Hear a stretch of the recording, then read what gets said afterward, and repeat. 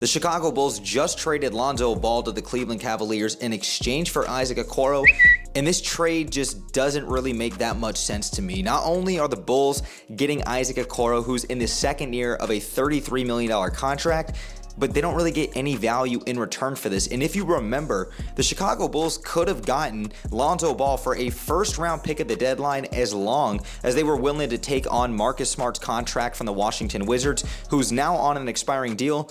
But Chicago, being the incompetent front office that they are, was unwilling to take on that contract. They didn't get a first-round pick for him, and now all they get is Isaac Okoro, who's not a terrible player, but he doesn't really fit anything that the Chicago Bulls need, even at 24, 25 years of age.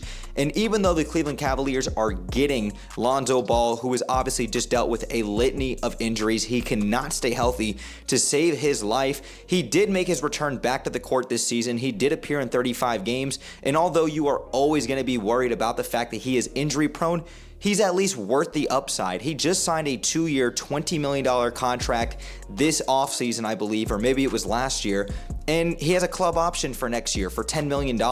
I think he's at least worth the risk. He's at least an impactful player when he's out there on the court, especially with his passing ability.